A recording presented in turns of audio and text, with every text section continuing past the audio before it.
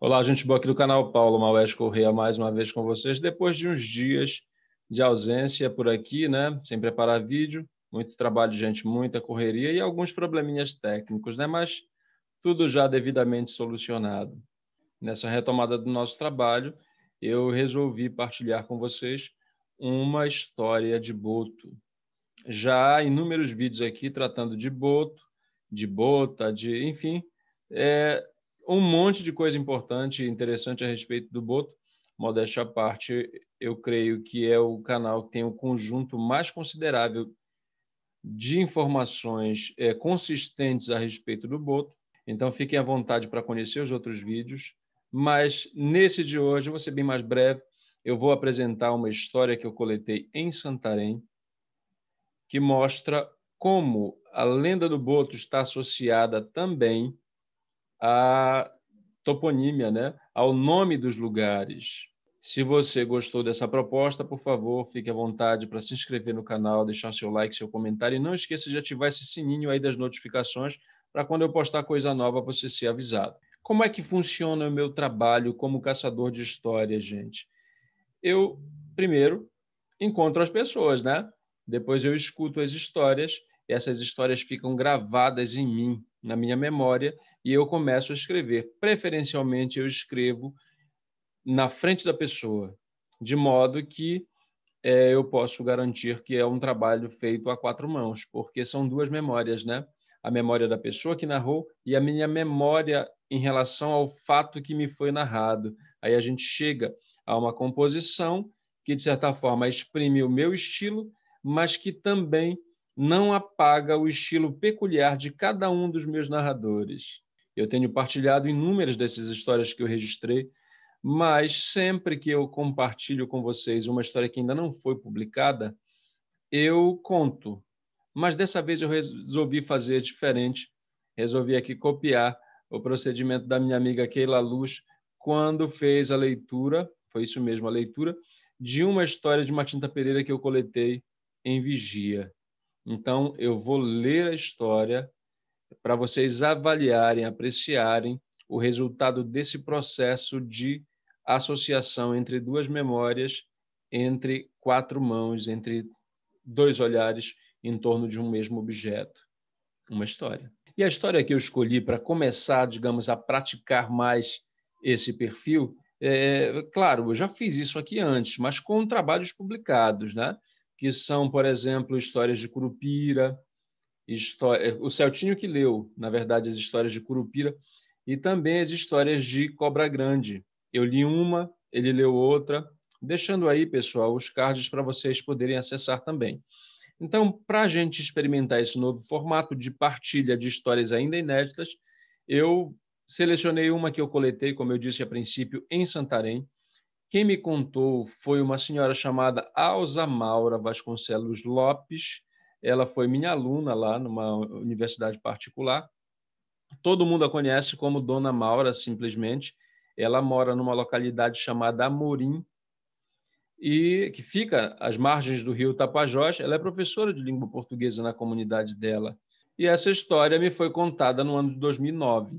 Então vamos ao registro que eu fiz, estilizado da fala da Dona Maura.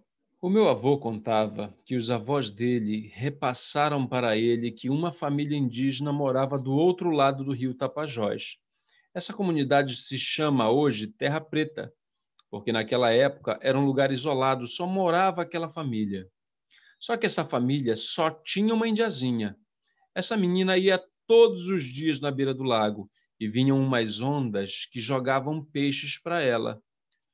Aí, quando os pais chegavam da roça, perguntavam como ela conseguia os peixes. Ela dizia que era uma onda. Aí ela foi crescendo e os pais pediram para ela não ir mais ao porto, porque ela já estava adolescente. Só que ela não obedecia. Lá tem um morro. Ela olhava lá de cima e aquela onda continuava jogando os peixes e ela descia para apanhar. Aí ela ficou menstruada e os pais disseram para ela não ir mais. Só que os pais foram para o Putirum e ela ficou sozinha em casa fazendo comida. Quando os pais chegaram em casa, começaram a tomar tarubá, uma bebida derivada da massa da mandioca. Ficaram porres e se juntaram outras pessoas de perto e começaram a dançar. De repente, chegou um homem estranho, branco, de chapéu, que se dizia Amorim.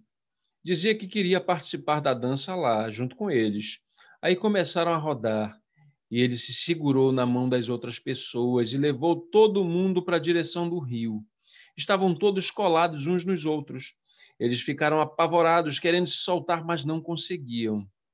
Ele levou todos para o fundo, e até hoje as pegadas deixadas por eles estão gravadas na argila do chão. Dizem que ele simpatizou da menina e resolveu levar logo toda a família. E o nome do lugar onde eu moro é Amorim por causa dessa história de Boto. Vejam só, uma história simples, mas que expressa muito bem o que é a natureza da narrativa maravilhosa, da narrativa lendária, da narrativa mitológica, como preferirem, tá? O que o mito faz? Ele explica o porquê das coisas.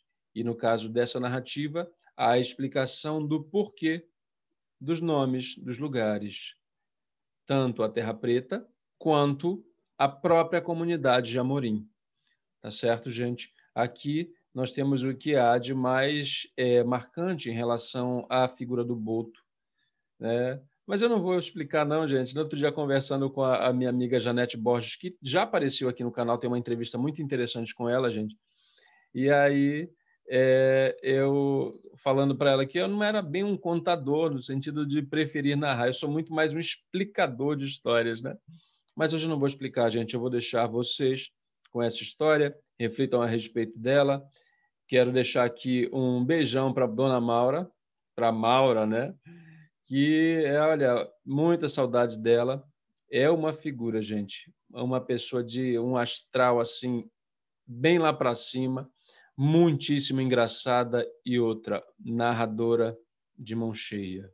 Gostou da história? Não esquecer de se inscrever no canal, ativar as notificações aí, deixar o like, comentário.